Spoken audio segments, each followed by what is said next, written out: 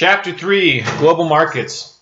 There's a lot of stuff in here, a few things you need for your discussion board, but a good chapter for you guys to read outside of what I'm going to ask you in the discussion board, because let's face it, it is a global economy now, and that is the environment that you guys are going to be working in as business people. So we're all tied together now as one big global market. The two key terms you should know out of Chapter 3 would include trade protectionist policies and outsourcing. Now, outsourcing as an individual term may or may not be in your textbook. It's the ones I've looked at, I see it in there, it's buried, but it's not necessarily called out as a subject, bolded subject item in that chapter. So you may have to do some outside research on that, and actually your question on the discussion board is to do some outside research regarding this concept of outsourcing, which I'll cover in a second. So when we talk about trade protectionism, trade protection is when a country does policies to protect domestic businesses. So in the US, we have things such as tariffs and quotas and even embargoes. So when Japanese cars came into the US back in the early 80s, what we called the Asian invasion, suddenly there was this big flood of Asian cars, your Hondas and your Toyotas, and they were higher quality with more features, and they were less expensive than the US domestic cars. And some of the car manufacturers, particularly Chrysler at the time, Lee Iacocca, who's now passed on, but he was the CEO of Chrysler. He fought and successfully got from the government these trade protectionist tariffs against the Asian invasion, these Asian imports, because they were hurting the U.S. car market. When in reality, the U.S. needed to make better cars. So sometimes trade protection can prop up an industry, a domestic industry that really needs to learn how to compete better. So now that those trade protectionisms have been somewhat removed, American cars have gotten better and more competitive, and they can compete overseas.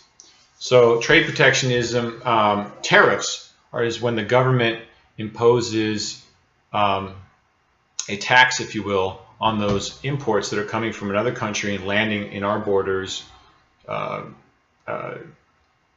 being sold here. So they'll do a tariff, which is a tax, which makes that product more expensive in the US.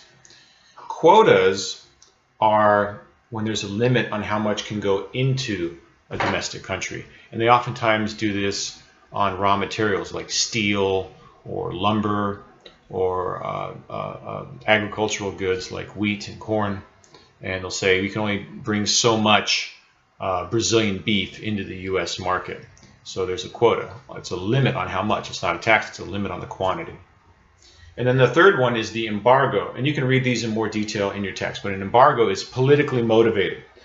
The U.S. classically had a long-standing embargo with Cuba. That's now, Cuba's been opened. North Korea, right? So, an embargo when it's like, we won't do any business with you, we won't let you into our country, and we won't buy anything of yours. An embargo is politically motivated, oftentimes due to military issues or foreign policy issues or human rights issues with that country as an embargo.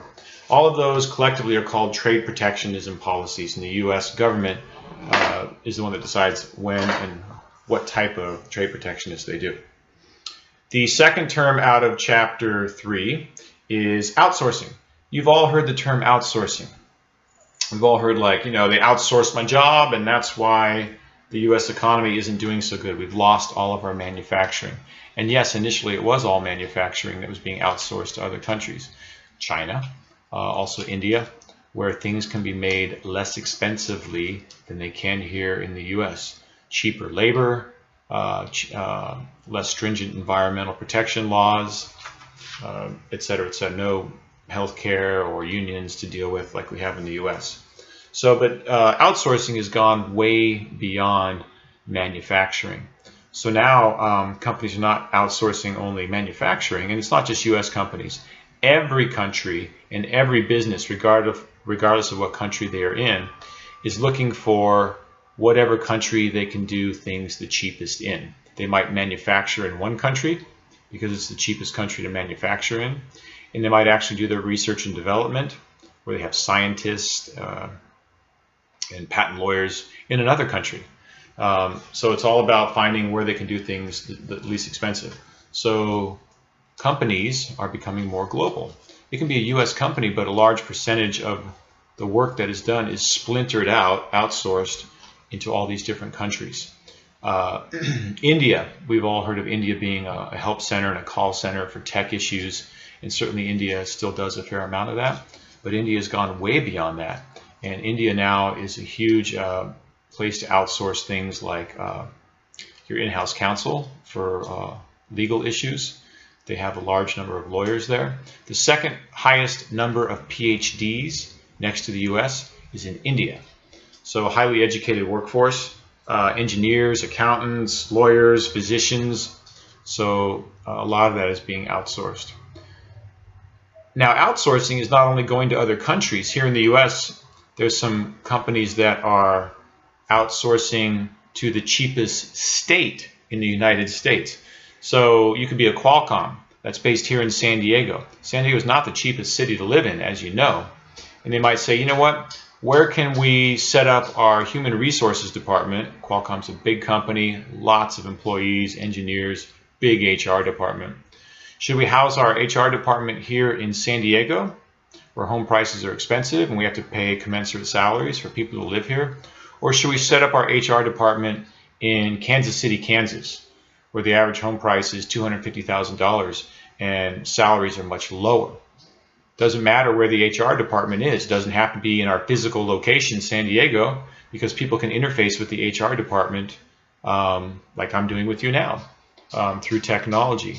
So if it's a lot of paperwork and administrative oriented department, it doesn't have to be in the same city or state as the corporate office. So that's another form of outsourcing, which has led to a lot of displacement of people's jobs.